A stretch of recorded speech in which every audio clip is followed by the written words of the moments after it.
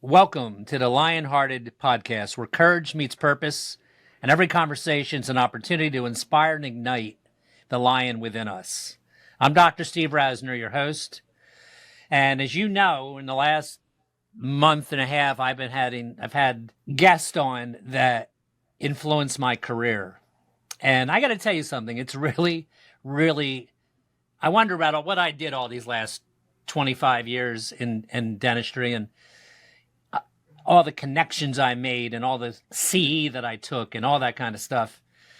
And it feels so rewarding now because when I reach out to certain people that influenced me, they say yes, and they don't need to come on this show. Their careers are pretty set.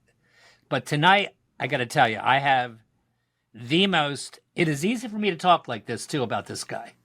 I have the most influential dentist on my career and thousands of my colleagues' careers. And that would be no other than the great Dr. Bill Strupp. So welcome, Bill, my man. Hey, great to be here. Thank you for inviting me to participate in this exciting endeavor. Yeah, well, listen, if I sound giddy to my audience, it's because I am. Bill is a true hero of mine. We met in the 90s, and I'll tell you the truth. Bill knows that I went on to have my own speaking career, and I've spoken for 25 years. And lots of times when I'm in my moment in front of a live audience, I'll say this. I'll say, I know just about everybody because that's what I did with my life. I mean, I've met Dawson and Spear and Coys. I met them many times. And I met Mish and everybody else. And I said, but I'm not friends with any famous dentist, except one, Bill Strupp from Clearwater, Florida. And Bill's the first person I ever met, and it was you, Bill, that made me feel that I could be something special. I could be different. And I never had that feeling before. I took CE and I was learning stuff, and I thought I was pretty good at doing things, but Bill's the one that inspired me, and he's inspired many. So I have to say that to you, my friend, and I thank you. And I thank you on behalf of my colleagues, too. You are an amazing guy. Oh, thanks. It's awfully nice of you to say that. But, if I have ever achieved anything in terms of inspiring people, it's because I stood on the shoulders of giants, and I had my own inspirations way back when. So, I think it's important for a dentist that leads people to have a sense of worth for what you're trying to do for the profession and for the individuals. And, you as a speaker, a personal friend, we go back a long way. In fact, when I was engaged, my 30th wedding anniversary is coming up in a few days, and I was engaged on April 15th, 30 years ago, and we were, I think, in Phoenix at the time, and my wife borrowed your rental car, and you brought a bottle of Dom Perignon to our room, and that was really an awesome thing, and she remembers that to this day. So, we go back a long way. You're too cool. Thanks, man. I appreciate that. So, we could go on for hours, and we're not. I think some of my audience, and they're a lot like me, Bill. LionHearted means it's not an accident. It's the name of my podcast. It means I think you have to have a heart of a lion to succeed in whatever you do, including dentistry. Dentistry is not easy. And they'd be interested. I always, you don't say it much, but your early influencers, you said you stood on the shoulders of giants. Tell some of the names of the people that you trained with early on. Well, it's interesting. The very first person that I ever became involved in was Peter Dawson. And it's because he was in our community, and everybody talked about him, and he had a concept of anterior teeth that I'd never heard about. Anterior guidance, what is that? And he was really big in occlusion. I mean, his whole concept was that the occlusion had to be perfect. It didn't matter about soft tissue, it didn't matter about cosmetics, it's just the occlusion. And so I became an occlusodontist early on at the influence of Dawson. But in addition to that, I attended pretty much every continuing education seminar in the United States on occlusion because I was convinced that occlusion was the answer. Ultimately, that didn't turn out to be the case at all. And then I had another influence in preventive dentistry with Bob Barkley. Bob Barkley was probably the guy that influenced my career to go in the direction that I wanted it to go more than anybody. He had a sense of what patients needed to know in order to make commitments to do things that I wanted to do for them. And his whole concept of co-diagnosis and preventive dentistry and how to angle what it was that you had to offer into what it was that they had the ability to fit into their time frame and budget, it molded my career. I built my practice off of middle income factory workers from the Midwest that didn't really have a big financial ability to go out and do full mouth rehabilitation, although I was able to do full mouth rehabilitation because I basically financed all of it over time for these people and was able to do complete mouth reconstructions using some of the basic personal protocols that Bob Barkley put in. And so, at one time, though, I had over $1 million in accounts receivable because I was financing things. But, I could take a year off and still have an income. But that was not probably the smartest thing to do business-wise. But I've never been a businessman. And then I guess probably Earl Pound. I had the opportunity to attend a seminar with Earl Pound. It was down at the Miami Dade County Dental Association meeting. They had like 500 people in the room in the morning. Half of them left at the break. 3/4 of them were gone at the afternoon break. And then the next day in the morning, they had like 30 people show up. And then at noon, the only person that was left in the audience was me. And I had a one-on-one experience with Earl Pound, who taught me about the branching technique in terms of managing complete dentures. And back in the 80s, when the average complete upper and lower denture was $300 total, right, I was charging $15,000, and I had them in line to come in and have complete dentures. And I had to quit doing them because I felt guilty in that I didn't think my $15,000 denture was any better than the average guy doing 300. So I just left that. But he taught me a lot about where teeth go and about speech and things of that variety. Is that where you got that from? Yeah. Well, a lot of the concepts of how I do crown and bridge is a melding of a melting pot, if you will, of all of the mentors that came along the way. And Earl Pound was definitely a cool guy. But I attended pretty much every continuing education seminar there is out there.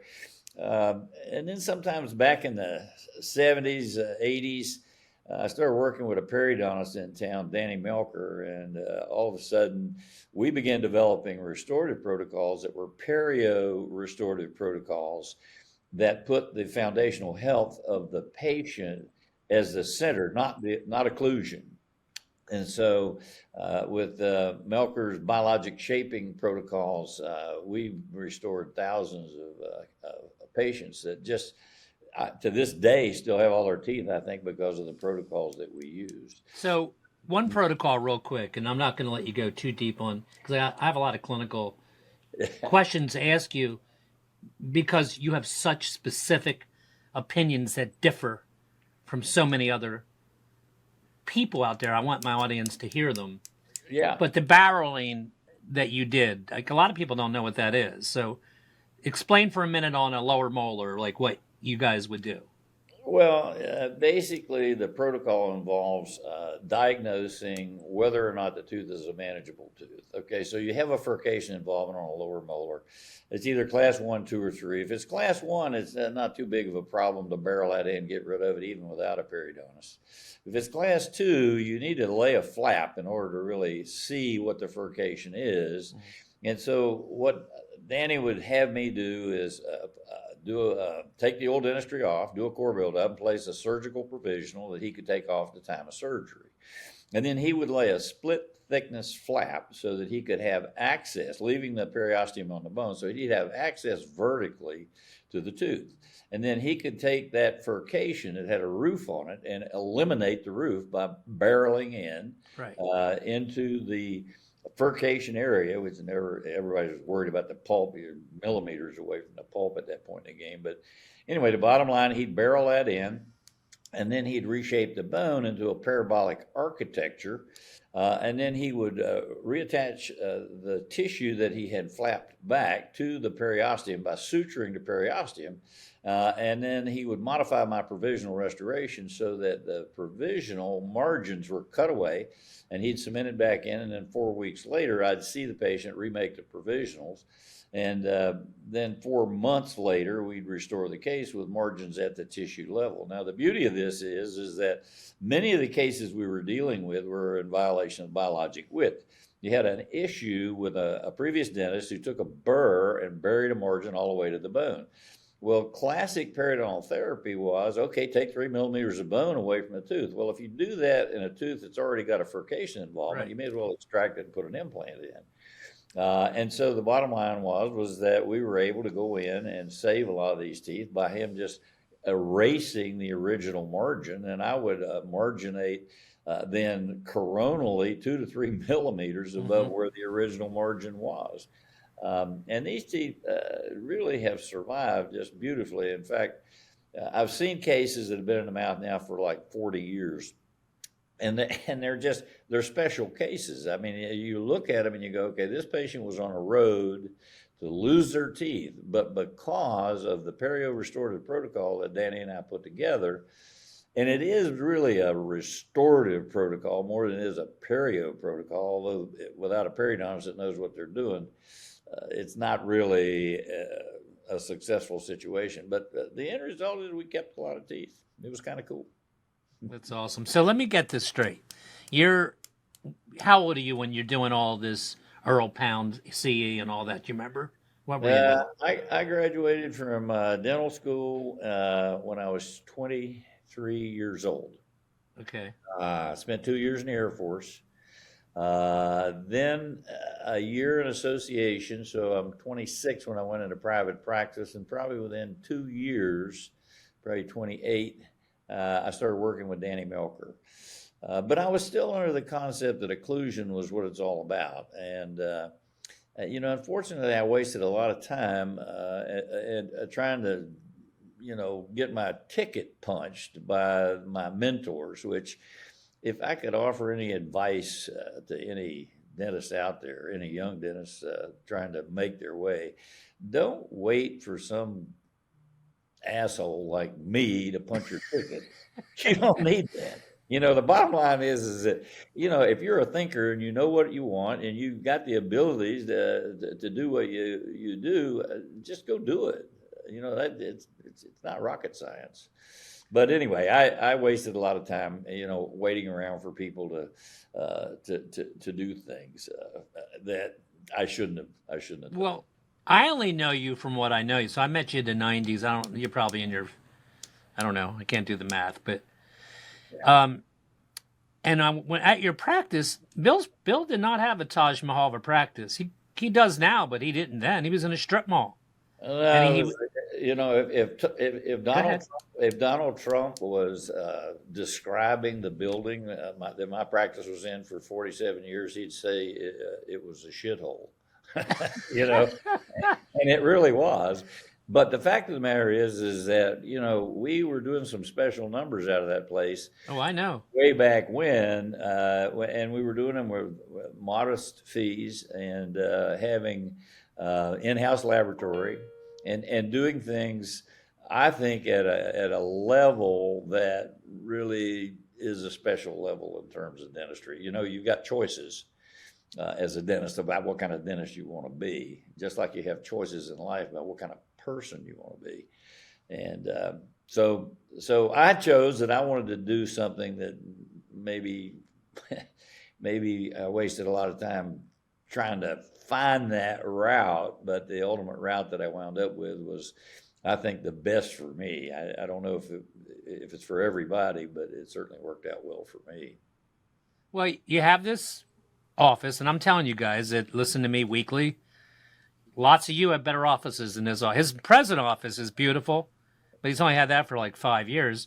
Yeah. He did his thing, and I've told you before, it doesn't really matter. I mean, you can't have an unclean place for sure.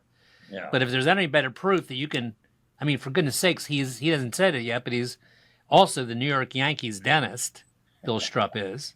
And I restored George Steinbrenner's mouth in that shithole. And he was happy about it. And he gave me 5 World Series rings because of it. Did you hear that? So, and you must have done many of the famous athletes, right? Who'd you do? We've done a bunch of people. A bunch? Yeah. Probably the most notable is Aaron Judge. He's probably the most... today, well known. He's probably the closest thing to Babe Ruth that's come along in baseball in years. But we've had a lot of famous people, and I don't see that as the base of my practice. I know you don't. The base of my practice is an appreciative, middle income patient that I restored 40 years ago with cast gold, and I take photographs of them, and it's like, oh my God, look how good this looks today.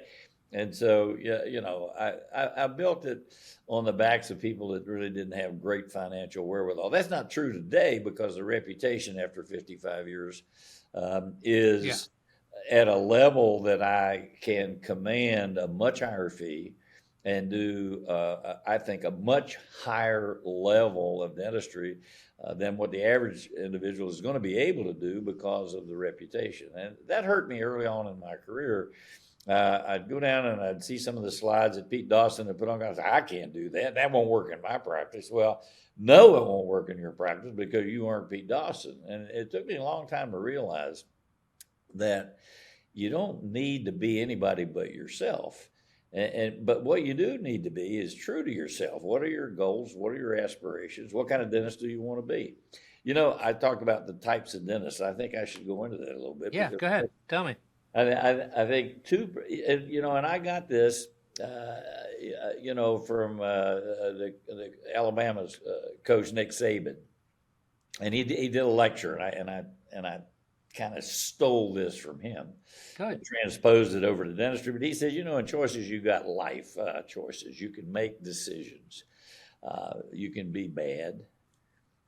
You can be average. You can be good. You can be excellent, or you can be elite. And at whatever level that you are, you have made that choice to be at that level. And if you're going to be excellent or elite, you have to do things that other people are just not willing to do. And if you do those things, and you do those things every day, and make it your goal in life to do those things well, then you can become excellent or elite. But I'll have to tell you that the ability to make that happen for most dentists is strangling because they just don't see the value in it. You can make as much money being an average dentist as you can being an elite dentist. Sure. You can have just as much time off, being a bad dentist as you can being an elite dentist.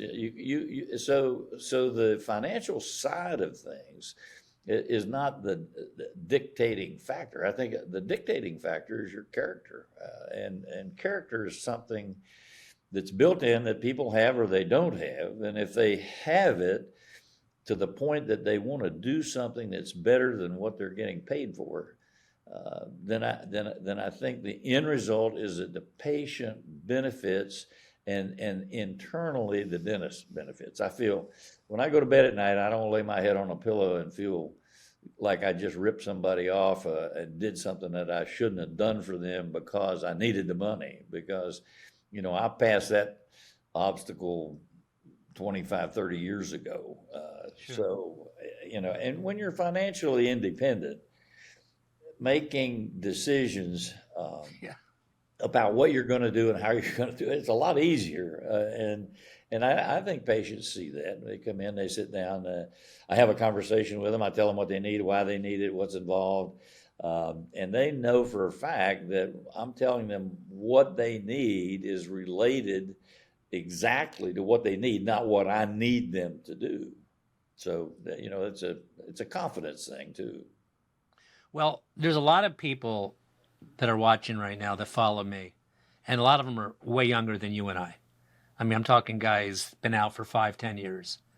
And a lot of people that follow this podcast want to be good, excellent, and elite clinicians because that's obviously what I believe in. This is not a podcast about, it's called the LionHearted. It's not called scale your practice and sell it to the equity, so that's not what this is about. Yeah. But they want to take that leap. And they may be in Alabama right now or upper Montana or places like that. Mm-hmm.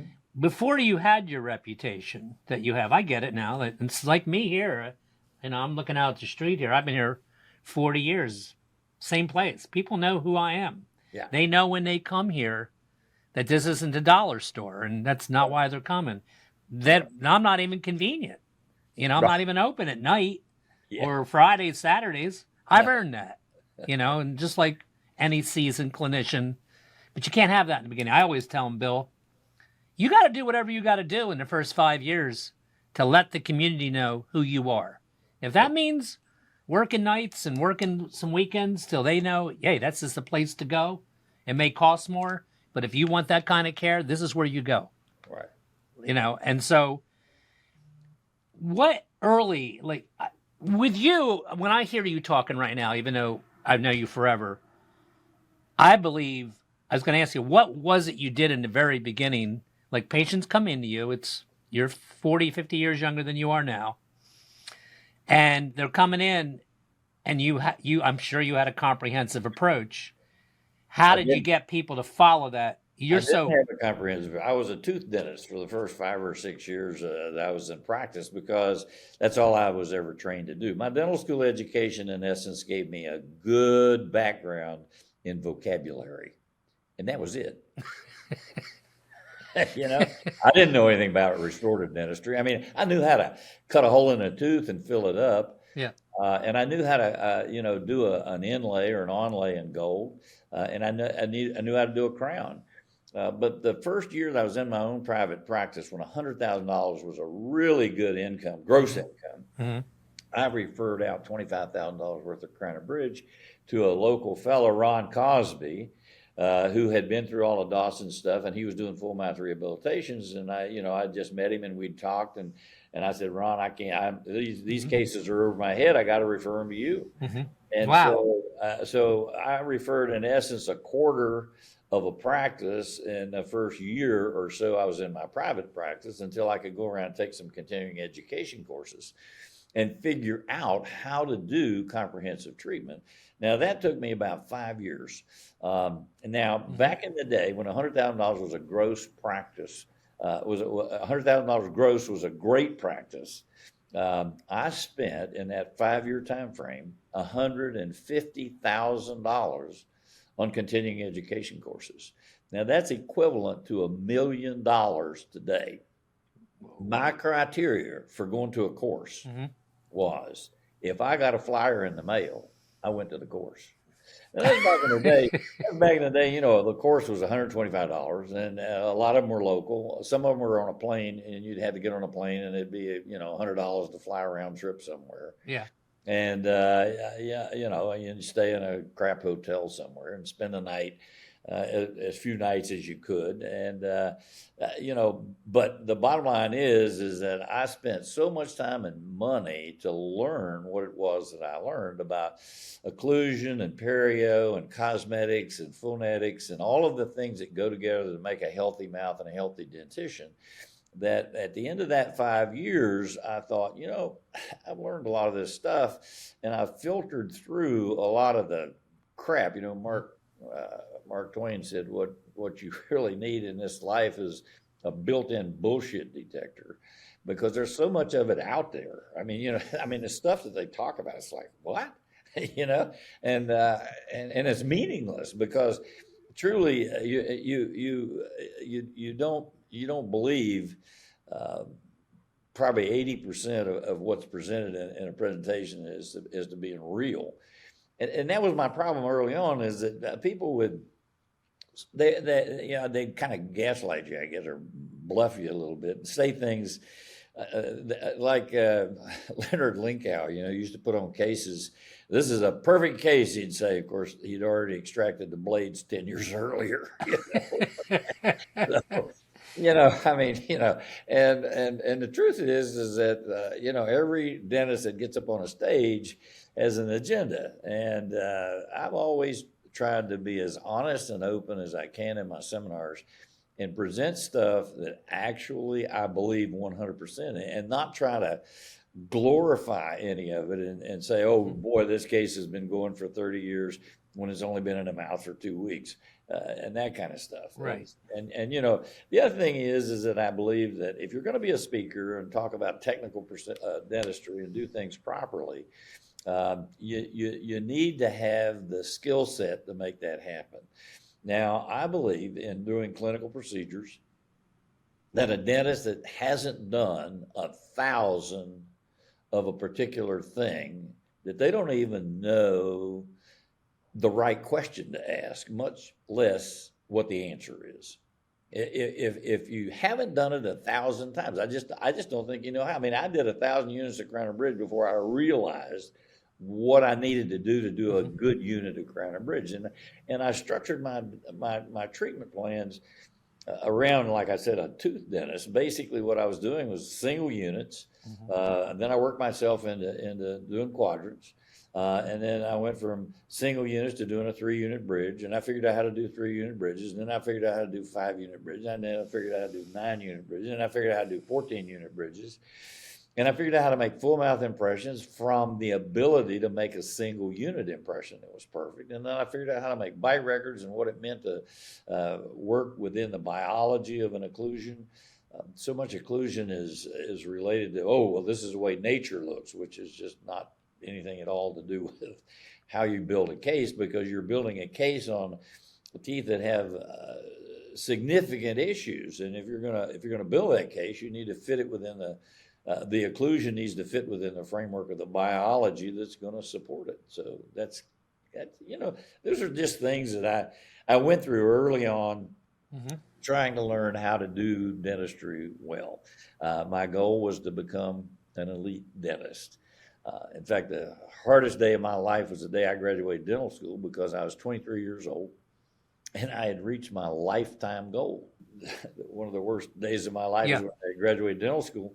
And I was depressed. I'd reached my lifetime goal. I mean, that's damn near suicide. I was just so distraught because I had reached my lifetime goal. And so I sat down and had a big, long conversation with myself. I do that a lot. I think that's good. But anyway, I said to myself, what sort of a lifetime goal can you make that you will never be able to reach? Because there will be no method to measure it. And I came up with the concept. I want to become the best dentist in the world. And I made that for 2 reasons. First of all, I knew you couldn't measure that. I mean, how would you measure that you're the best dentist in the world? You can't do that. And then the second thing is that every day that I got up and I went down to the office, I had to find new ways, better ways of doing things to improve who I was yesterday. Because I knew if I was a better dentist today than I was yesterday, and I do that every day of my life, at some point down the road, I'm going to be as good as I could ever get to be. And so I did that. That was how I sort of put my life together and decided to make things happen for me, and it worked quite well. So when I ask you these next things, I don't even know if you can comment briefly on them or not. So I've taken Bill's courses too many times. I take them like a refresher. I'm coming this March, by the way. So next March, I take them like a refresher course because I just can't remember everything. And his concepts actually don't change that much, but he's got unbelievable concepts that most of you, if you haven't taken them, are foreign to you, and also are incredibly immediately impactful. So the first one is that's unusual, Bill, to a lot of colleagues is when you're doing full mouth rehab, Dr. Strupp and Dr. Brum treat the lower first. Can you comment on that?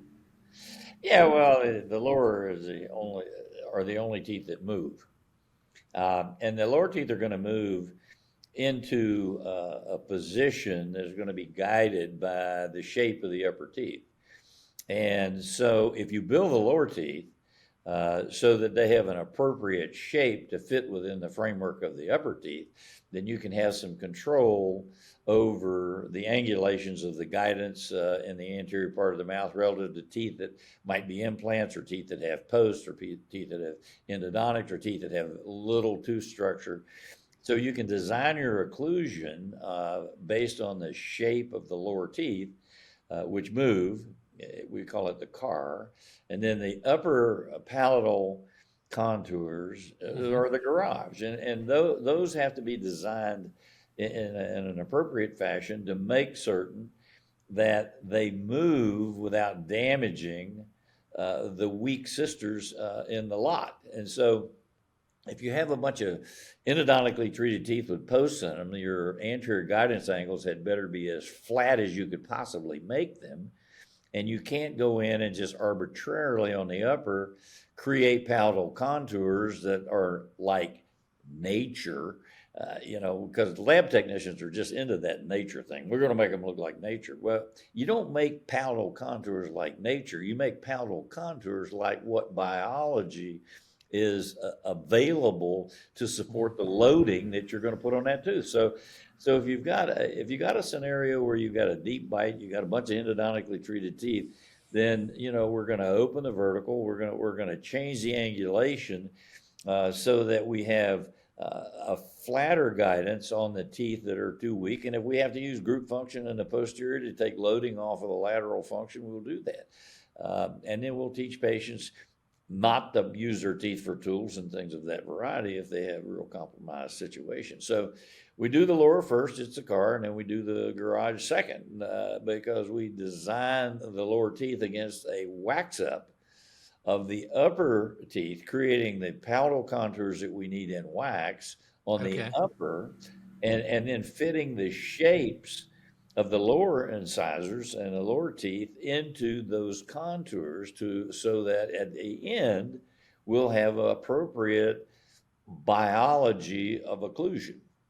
And that's really what it's all about. It's just trying to make a biological occlusion that fits within the framework of the support, bone support, tooth support, and whether or not you can have a protocol that actually works in terms of doing core buildups and posts. I just wrote an article in Dentistry Today about posts in the 21st century. They did such a lousy job of editing what I sent them. It's kind of funny, but there's a lot of information in that. And our protocol for doing posts and for doing core buildups is free to download on our website, strupp.com. I'm going to get to that. That's. But that's you got to have a good bonding protocol, and then you have to understand what you're trying to accomplish in occlusion. Occlusion is so simple. It's just a shame that so many dentists are afraid to do full mouth cases because they just don't have a grasp of what they need to do in order to create a situation that's going to last the patient years and years. So what do you do? And again, I don't want to dominate this. I want to keep you another 15 minutes, but what do you do what would you tell my colleagues to do? Like, I know some of them are intimidated. They would say, gosh, I mean, now we're all picturing the same mouth. We're picturing a worn dentition, maybe a couple missing teeth, worn down, broken, ugly crowns, it's clear to all of us that they need full mouth reconstruction. What do you say to the guy that says, well, God, there's no way I can ask him to do the upper and lower, or they won't do the upper and lower? What do you do? What do you say?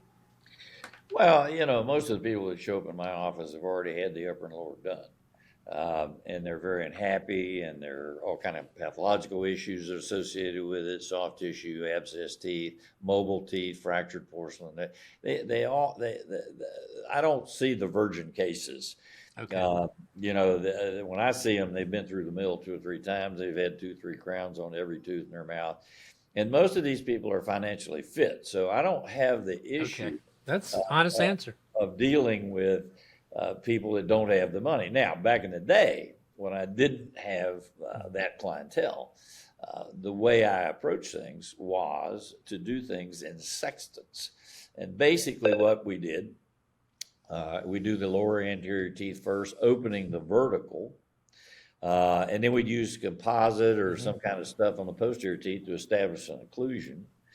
And then we do the upper anterior teeth, and they'd want to do those right away. So we got upper and lower anterior teeth at an open vertical that now fit within the framework of the biology. And so then we can rebuild the posterior teeth in composite to hold them together until they can get to a point where they can start doing quadrants. And then we do the lower left quadrant, lower right quadrant, upper left quadrant, upper right quadrant at 4 separate times, maybe over 4 or 5 years. We can restore our mouth. So you can fit things into people's budget, although I don't like doing it like that because, you're dealing with a lack of total control. And I like total control of how the case is going to fit occlusally.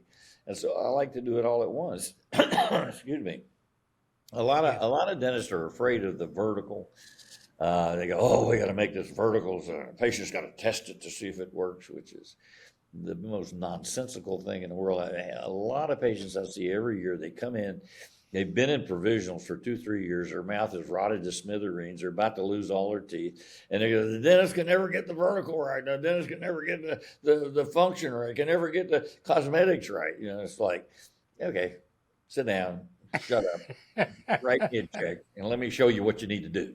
And I opened the vertical, and I've never tested a vertical. That's such a foreign, stupid concept, testing a vertical. You first of all, you can't open a vertical more than 1 to 2 millimeters without all of a sudden getting into a biological problem, because now your buccal cusp on the lower moved to the lingual, so you got an end-to-end buccal cusp of the lower to the upper lingual cusp, which is stupid. You can't have that kind of an occlusion. So when you just can't go open a vertical 10 millimeters and restore a case. That just doesn't work.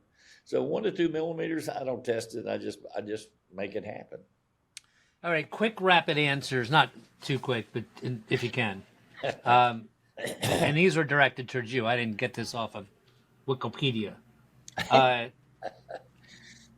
Articulators. How do they fit into your restorative process? I think you have to have a really good, inexpensive, semi-adjustable articulator. And you can do full mouth cases on a semi-adjustable articulator if you have a fully adjustable brain. Otherwise, forget about it. And I don't use a face bow. We mount cases digitally, if you will. We find the horizontal plane of the case and establish that. And that's where we mount the case with the lower model centered over the lower ring on a semi-adjustable articulator. And the case is mounted in the correct horizontal plane of the case. And the lower molar teeth, the lower arch, is basically flat to the floor with a slight tilt at best. We set the bended angle on 0. We don't use any kind of a guidance table to establish that. We establish that based on biology. And we wax all that into the case. So a simple articulator, $150. They're going to ask me which one to use. At this point in the game, I think the balance articulator is one that we're using. Okay, you can download the product list that we use. Okay. At our website, Strupp Seminars, and it's got all the articulators and all the products. Okay. it's important for me to say at this point, guys, that Dr. Strupp and Dr. Brum give a yearly course. They do it once a year. It's 2 days this year. Next 2025, it's March what, Bill? I don't even know the dates, but it's Well, you look it up. early And March, yeah. he goes into great depth. He gives you everything that I'm talking about. And you know, this is a podcast. My job is to introduce you to people that I think will influence you the way they've influenced me. And you'll never, yeah, he always says, and a lot of people say, it's like trying to get a drink out of a fire hydrant in 2 days. I mean, there's so much information. And you don't have to get it every second. It's written down for you. So I'm going next March. So you let me know you're going, and we'll sit together in the front row. We'll go out on a boat and have a bottle of bubbly. That'd be great. So that course is designed for one basic thing. We want to teach people how to simplify really complex cases. And what we do is we present about between 3,000 and 4,000 slides. We give them all the slides. Every slide has words on it that detail exactly what that slide's supposed to mean, so they can review the course and over and over and over again and know exactly what I said, why I said what I said. There's no question about, oh, well, this was a product. What was that product? How do you use this? When did you use that? And he's not baiting you to take his next 3 courses, because you don't have the next 3 courses. I have 3 courses. No, it was always aggravating to me. I would go down, I go through the Pankey Institute, I go through Dawson's stuff. I went through Goucher's things. I went to, the stuff up at Penn, the stuff out with nathology. And it was like, come on, just give me the information. I'm not an idiot, and I didn't need a hands-on course. I don't need to sit there in front of somebody and drill a tooth down to know what it is I need to do to make the tooth look the way it's supposed to look. I can look at a picture of it. In fact, the way I learned how to cut preps is Baxter Perkinson, who's one of the most artistic dentists that's ever lived in MCV. I got a box of models of his cases and sat there day in and day out looking at those preps and trying to figure out what should I do to make my preps look like his preps. And that was back in the days of metal ceramics. Of course, things changed as they evolved. But now we sell models of my preps, which pretty much show exactly what it is that we're trying to do with the modern day all ceramics. There's a lot of patients of mine that have gold in their mouth from 1990s. And I had I'm not kidding you, man. I had your model right next to my chair, and I'm looking at my prep. I'm looking at you. I never, ever could make it look like yours, but I damn well tried. It's still in her damn mouth. As long as you're trying, that's all that matters. It's still in her mouth. It's 40 years later. Yeah, well, it just goes to show you the material. If it had been composite, do you think it'd still be there? So that's what I want to ask you. Real quick, rapid fire before I let you go. Yeah. Your just reaction when I say these things. Direct restorations versus indirect.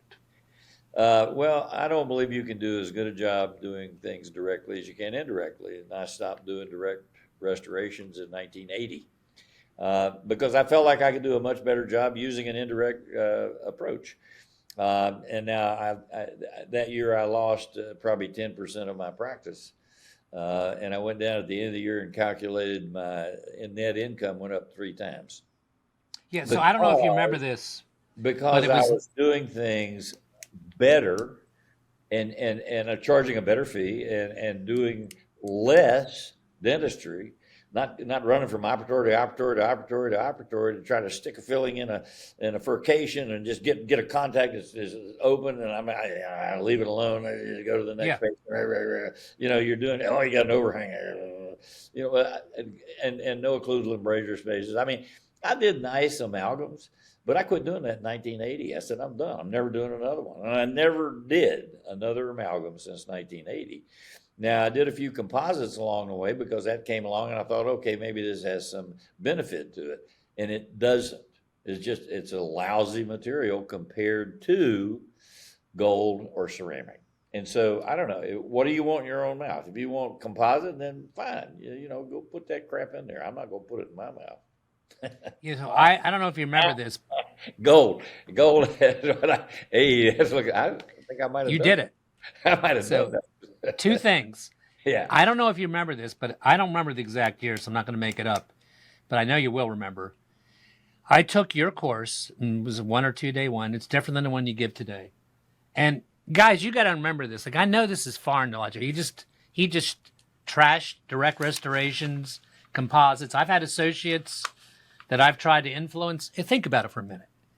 What is the better restoration? If you had the ability and had a patient was willing to let you make an indirect restoration that's made on a lab bench and then put in, how could you possibly compare the marginal seals and everything that we think is important or the material we use? And I believed him, and I went back to my practice, and it wasn't for money. My practice went up. Can you remember this? It went up $500,000 That was in back when one. $1 million gross was a big practice, and you already had a big practice to begin Yeah, with. in 1 year. Yeah. And it wasn't, I swear on my life, you guys know who I am. It wasn't that I was like trying to get greedy. And I lost patients. And by the way, it was all about gold quadrant dentistry. Yeah, That's what I was doing. yeah, And those patients, and no, I lost patients. Those patients that didn't leave me, and there's plenty, I lost just a hair. Because look, it comes down at the end of the day to your heart. It comes down at the end of the day to what that person in the chair thinks your motive is. Bill said it earlier, it's character. I mean, you either are real and earnest and you want the best for your patients, or you want 3 more practices where you can't control the quality, and you're going to flip that, as we've talked to equity. I mean, I'm sure there's some people that aren't like that, but I think if we keep it real, doing great dentistry is more fulfilling than having 4 practices that you're going to flip. Well, So I feel like I can do a better restoration indirectly than I can do directly with any material. So that was my choice. I'm just going to do it indirect. how about when I say night guards? Where are you at with that? Oh, the worst possible thing you can possibly do for a patient. They orthodontically move arches. They change anatomical shapes of the. You know we're going to get a lot of hate mail. Huh? You know we're going to get a lot of hate mail. Yeah. I don't have any problem with that. I probably make for 2-3 patients a year. I make a night guard of some sort because of some medication that they're on, where they're just delta bruxers, and we can't, we can't risk them breaking things up or whatever. But I just don't see the need for it. I mean, our materials today are strong enough. Now, back in the day when I was using feldspathic porcelain, I suffered because I had a few fractures in feldspathic, fractures at 100 megapascals. There was a tooth fractures at 600 megapascals, but we got stuff at fractures at 450 megapascals today, and I just don't have any fractures to speak of. And wear is not a real issue. Making these night guards for people, it's just crazy. And I think a lot of people make them because it's an income source.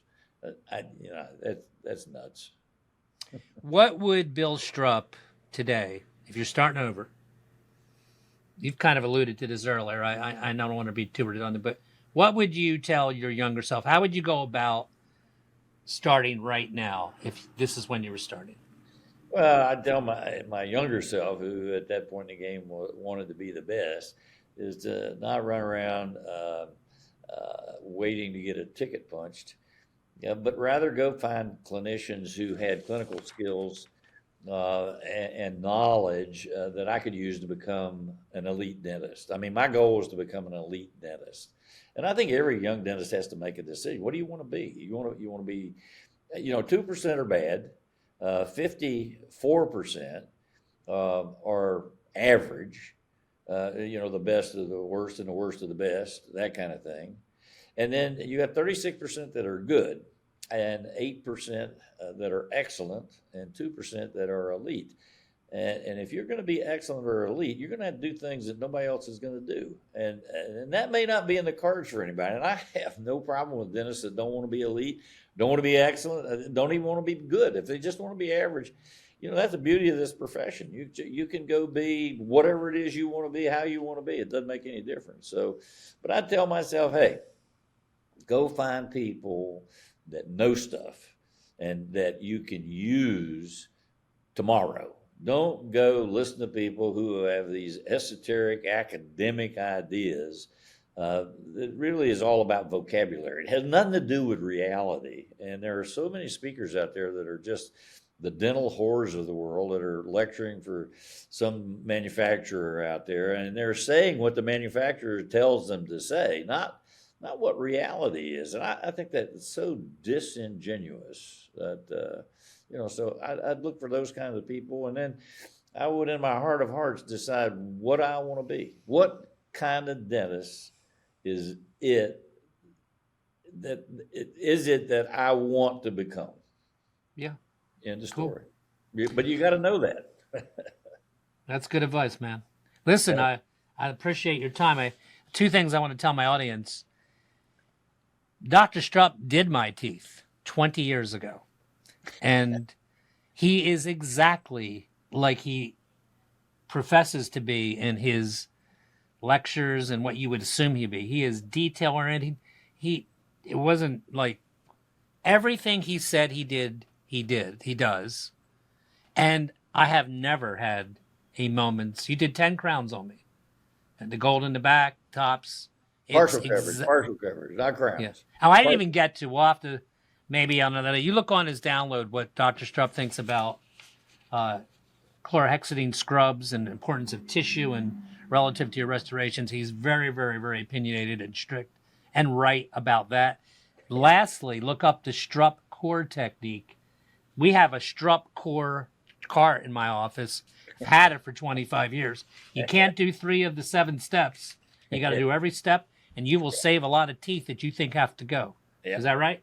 No, absolutely. There's no question about it. It's unbelievable. You know how you take your temporaries off, guys, and part of the core comes with it? Never happens. Not if you do it right. It doesn't happen. So I'll leave you with this. I don't know if you remember me sending you this. I think you do. He was so influential, and I was so passionate about his role, him being Bill. And he was the most popular dental speaker. I don't know, it was 1990 to 1993. I forget the dates. I used to bring people to see you just like you bring people to see a singer. Yeah. Okay? I'd bring like the groupies.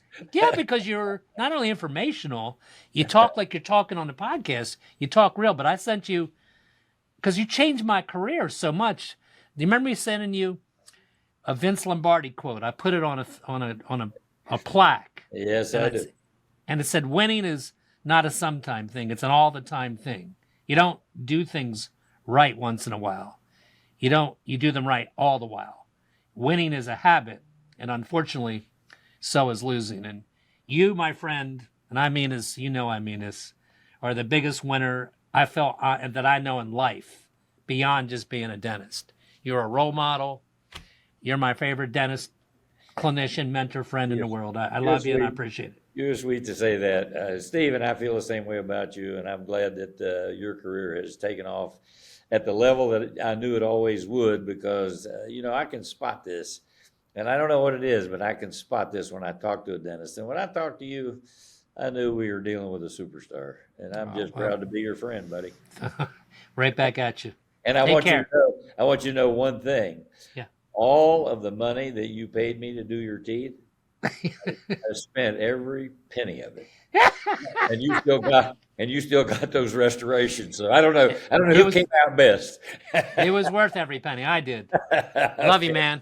All right. Thank you. Take care. See you. Bye-bye. Bye.